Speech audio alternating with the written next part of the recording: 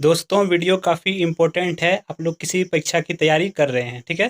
तो देखिए आज का पहला प्रश्न है हमारा, किसको समाप्त किया जा सकता है परंतु भंग नहीं। तो आपका सही जवाब होगा ऑप्शन बी, विधान परिषद। यानी विधान परिषद को समाप्त तो कर सकते हैं परंतु इसे भंग नहीं कर सकते।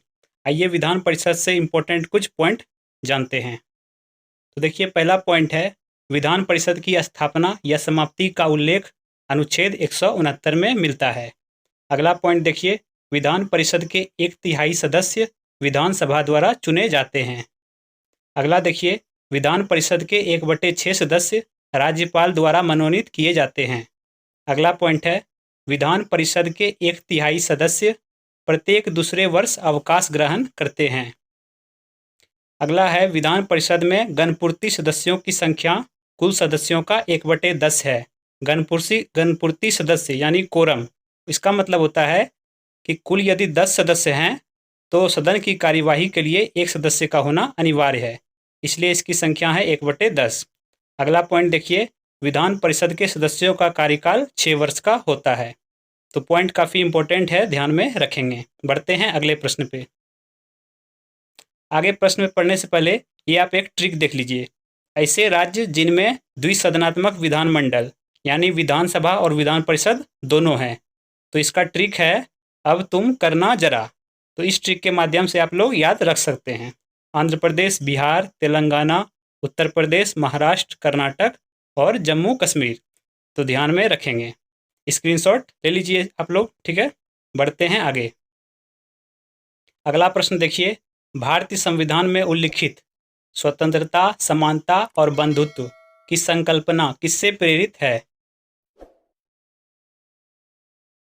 तो आपका सही जवाब होगा ऑप्शन सी, फ्रांस के संविधान से।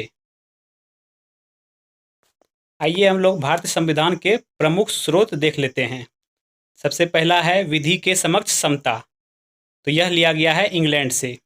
अगला है अवशिष्ट शक्ति, तो यह लिया गया है कनाडा से। आगे है संसदीय प्रणाली, यह व्यवस्था ब्रिटेन से ली गई है। अगला है आपातकाल, आपातकाल ली गई है जर्मनी से। आगे आता है मौलिक अधिकार, मौलिक अधिकार ली गई है अमेरिका के संविधान से। आगे है प्रस्तावना की भाषा, काफ़ी इंपॉर्टेंट है, तो इसका जवाब होगा ऑस्ट्रेलिया। प्रस्तावना की जो भाषा है वह ऑस्ट्रेलिया से ली गई है। बढ़ते हैं आगे। अगला प्रश्न देखिए, भारतीय विश्वविद्यालय अधिनियम 1904 किस वायसराय के काल में पारित किया गया था? तो यह विश्वविद्यालय अधिनियम पारित किया गया था, वह काल था लॉर्ड कर्जन का। लॉर्ड कर्जन के समय में 1904 में। सर थॉमस रेले आयोग 1902 में आई थी। इसी आयोग की रिपोर्ट पर 1904 में भारतीय विश्वविद्यालय अधिनियम पारित किया गया था। बढ़ते हैं आगे। आगे देखिए कुछ इंपॉर्टेंट चीज़ें हम लोग जान लेते हैं अलग अलग गवर्नर जनरल संबंधित। सबसे पहला देखिए है स्थायी बंदोबस्त, यह लगाया था कर्नवालिस ने। अगला आता है रैयतवाड़ी प्रथा, यह चलाया था थॉमस मोनरो ने। फिर आता है महलवाड़ी प्रथा, यह विलियम बेंटिक से संबंधित है। सती प्रथा और भ्रूण हत्या, यह संबंधित है विलियम बेंटिक से। और द्वैध शासन, द्वैध शासन चलाया था रॉबर्ट क्लाइव ने। तो इम्पोर्टेंट है, ध्यान में रखेंगे। बढ़ते हैं आगे। आगे देखिए, भक्ति आंदोलन के प्रारंभिक प्रतिपादक कौन थे? तो आपका सही जवाब होगा ऑप्शन सी, रामानुजाचार्य। भक्ति आंदोलन के प्रारंभिक प्रतिपादक थे रामानुजाचार्य। अदर ऑप्शन को देखें। सबसे पहला है गुरु नानक। गुरु नानक पंजाब में भक्ति आंदोलन के प्रणेता थे, ठीक है। पंजाब में भक्ति आंदोलन के प्रणेता, यानी भक्ति आंदोलन को पंजाब में गुरु नानक ने चलाया था। अगला ऑप्शन है रामानंद। तो रामानंद दक्षिण भारत से उत्तर भारत तक भक्ति आंदोलन को चलाने वाले थे। आगे आता है संत ज्ञानेश्वर। तो संत ज्ञानेश्वर महाराष्ट्र में भक्ति आंदोलन को चलाए थे, ठीक है। बढ़ते हैं आगे। निम्नलिखित में से प्राचीनतम राजवंश कौन सा है? सबसे प्राचीनतम राजवंश, आपका सही जवाब होगा ऑप्शन बी, मौर्य। सबसे प्राचीनतम राजवंश है मौर्य। आइए अब हम लोग क्विक रिवीजन करते हैं कुषाण वंश के ऊपर। सबसे पहले देखते हैं, कुषाण वंश का संस्थापक है कुजुल कड़फिसेस। कुषाण वंश के प्रतापी राजा थे कनिष्क। कुषाणों की राजधानी थी पेशावर या पुरुषपुर। कुषाणों की द्वितीय राजधानी थी मथुरा। और सबसे प्रतापी राजा कनिष्क के दरबार में थे चरक, वसुमित्र, नागार्जुन, पार्श्व, संगरक्ष और अश्वघोष। आगे हम लोग इसका ट्रिक भी देखेंगे। और आगे है अंतिम शासक। तो अंतिम शासक कुषाण वंश का वासुदेव, ध्यान में रखेंगे। आइए अब हम लोग देखते हैं कनिष्क के दरबारी व्यक्तियों को याद करने का ट्रिक। याद करने का इसका ट्रिक है वसु के अश्व के पास चना। तो इस ट्रिक के माध्यम से आप लोग याद रख सकते हैं। स्क्रीनशॉट आप लोग इसका ले लीजिए। बढ़ते हैं आगे। आगे देखिए, निम्नलिखित में से किस यूरोपियन ने भारत में सबसे पहले अपना व्यापार फैलाया और प्रभावित किया? तो आपका सही जवाब होगा,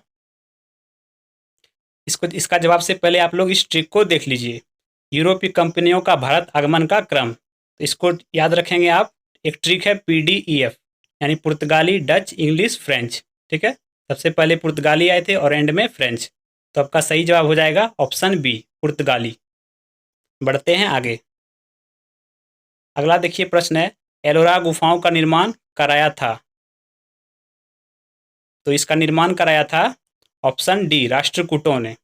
राष्ट्रकूट मतलब राष्ट्रकूट वंश के राजाओं ने एलोरा गुफा का निर्माण कराया था। आगे देखिए कुछ इंपॉर्टेंट मंदिर है। सबसे पहला आता है मीनाक्षी मंदिर। यह तमिलनाडु में है और इसका निर्माण करवाया था पांड्य शासकों ने। अगला आता है रामनाथ स्वामी मंदिर। यह तमिलनाडु के रामनाथपुरम जिला में स्थित है और इसको बनवाया था लंका के राजा पराक्रम बाहु ने। अगला मंदिर है बृहदेश्वर।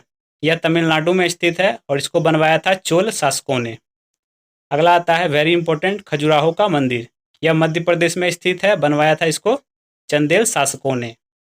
आगे आता है दिलवाड़ा का जैन मंदिर। यह स्थित है राजस्थान में और इसको बनवाया था वास्तुपाल और तेजपाल ने। बढ़ते हैं आगे। अगला देखिए, मौर्य काल में शिक्षा का सर्वाधिक प्रसिद्ध केंद्र था? तो आपका सही जवाब होगा ऑप्शन बी, तक्षशिला। ठीक है, अदर ऑप्शन को देखें तो नालंदा। तो नालंदा का निर्माण कराया था कुमार गुप्त ने। ठीक है, आगे आता है विक्रमशिला। विक्रमशिला का निर्माण कराया था धर्मपाल ने। और उदंतपुरी, उदंतपुरी का निर्माण करवाया था गोपाल ने। आप लोगों के लिए एक होमवर्क है, कमेंट बॉक्स में कमेंट करेंगे कि तक्षशिला का निर्माण किसने कराया था। बढ़ते हैं आगे। प्राचीन भारत में पहला विदेशी आक्रमण किनके द्वारा किया गया? तो आपका सही जवाब होगा ऑप्शन ए, ईरानियों द्वारा। सबसे पहला विदेशी आक्रमण ईरानियों ने किया था। और ये देखिए बिल्कुल क्रम में ही लिखा हुआ है, सबसे पहले ईरानी, फिर यूनानी, फिर इंडो ग्रीक, फिर शक और लास्ट में आते हैं पहलव और लास्ट में फिर कुषाण। तो ये बिल्कुल सीरियली ऑप्शन लगे हुए हैं, आप लोग ध्यान में रखेंगे। बढ़ते हैं आगे। आगे देखिए, निम्न संतों को कालक्रम अनुसार व्यवस्थित करें। देखिए 4 संत हैं, तुलसीदास, कबीर, चैतन्य महाप्रभु और गुरु नानक। इनको कालक्रम अनुसार सजाना है। तो देखिए सबसे पहले आते हैं कबीर, 1440 ईस्वी में। 1440 में इनका जन्म हुआ था। आगे हैं गुरु नानक, इनका जन्म 1469 में हुआ था। फिर इसके बाद चैतन्य महाप्रभु, इनका जन्म 1486 में हुआ था। और एंड में तुलसीदास 1532 में। तो इस क्रम अनुसार सही जवाब क्या हो जाएगा? Option D. ठीक है, यानी सबसे पहले कबीर, फिर गुरु नानक, फिर चैतन्य महाप्रभु और एंड में तुलसीदास। ध्यान में रखेंगे। बढ़ते हैं आगे। आगे देखिए, बढ़ने से पहले हम लोग क्विक रिवीजन करते हैं गौतम बुद्ध के ऊपर। तो गौतम बुद्ध का जन्म हुआ था 563 ईसा पूर्व लुम्बिनी कपिल वस्तु में। मृत्यु हुई थी 483 ईसा पूर्व कुशीनगर उत्तर प्रदेश में। इनके बचपन का नाम था सिद्धार्थ। और गौतम बुद्ध की माता थी माया देवी। सौतेली माँ का नाम था प्रजापति गौतमी। गौतम बुद्ध के पिता थे शुद्धोधन। इनकी पत्नी थी यशोधरा और पुत्र का नाम था राहुल। ये शाक्य गोत्र से संबंधित हैं। और ज्ञान प्राप्त हुई थी बोधगया में। ज्ञान की प्राप्ति गौतम बुद्ध को बोधगया में हुई थी। और गौतम बुद्ध का पहला उपदेश सारनाथ में हुआ था। सारनाथ में इन्होंने पहला उपदेश दिया था, तो ध्यान में रखेंगे। आगे देखिए, गौतम बुद्ध से संबंधित घटना और प्रतीक। तो जन्म का प्रतीक है कमल और सांड। गृह त्याग का प्रतीक है घोड़ा। ज्ञान का प्रतीक है पीपल यानी बोधि वृक्ष। निर्वाण का प्रतीक है पद चिन्ह। और मृत्यु का प्रतीक है स्तूप। ध्यान में रखेंगे, इंपॉर्टेंट है।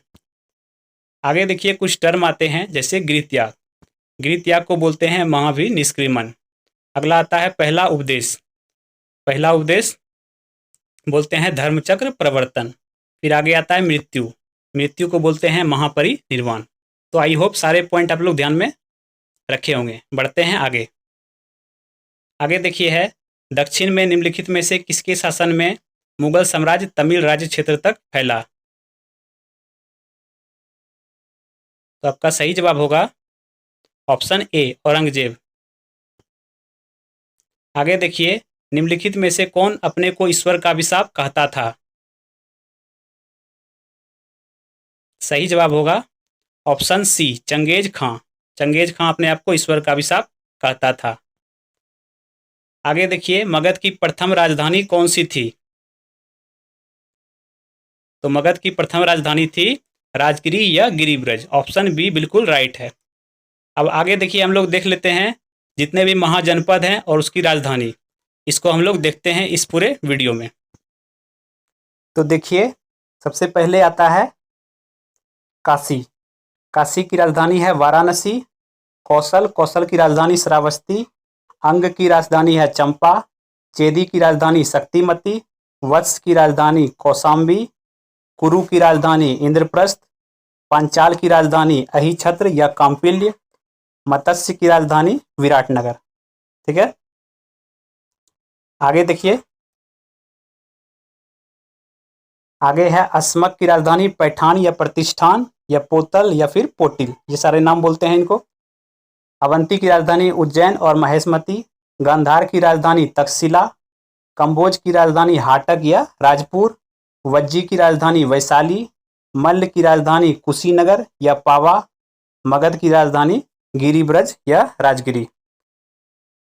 ठीक है, आगे बढ़ते हैं। आगे देखिए फ्रेंड, अगला क्वेश्चन है कृष्णदेव राय किसके समकालीन थे। तो आपका सही जवाब हो जाएगा ऑप्शन सी बाबर। कृष्णदेव राय बाबर के समकालीन थे। और देखिए कृष्णदेव राय के काल में वो अपने मतलब उनके समकालीन में अष्टदिग्गज होते थे। अष्टदिग्गज के नाम आपके स्क्रीन पे हैं, स्क्रीनशॉट ले लीजिए। बढ़ते हैं आगे। आगे देखिए सैडलर आयोग का संबंध किससे था। तो सैडलर आयोग का संबंध था ऑप्शन बी शिक्षा से। ठीक है, आइए कुछ प्रमुख आयोग देख लेते हैं। इससे पहले देख लीजिए चार्ल्सवुड समिति जो कि 1824 में आई थी, इसे भारतीय शिक्षा का मैग्ना कार्टा कहा जाता है। आइए अब हम लोग देख लेते हैं कुछ प्रमुख समितियां। जैसे पहला है सरदार स्वर्ण सिंह समिति जो कि 1976 में आई थी। यह संबंधित थी मूल कर्तव्यों के समावेश की संस्तुति के लिए। अगला है सरकारिया आयोग, यह संबंधित है केंद्र राज्य संबंध से जो कि 1983 में आई थी। अगला आता है राज्य पुनर्गठन आयोग। राज्य पुनर्गठन आयोग की जो स्थापना हुई थी वह सैयद फजल अली आयोग के सिफारिश पे, और यह 1956 में आई थी। अगला आता है कोठारी आयोग 1976 में। यह संबंधित है भारतीय उच्च सिविल सर्विसेज में परीक्षा और भर्ती संबंधी नीतियां और विधि से। तो आज के लिए बस यहीं तक था। आई होप वीडियो आप लोगों को पसंद आया होगा। वीडियो यदि अच्छा लगा हो तो लाइक कर दे, शेयर कर दे, साथ में कमेंट जरूर कीजिएगा। मिलेंगे अगले वीडियो में, तब तक के लिए धन्यवाद।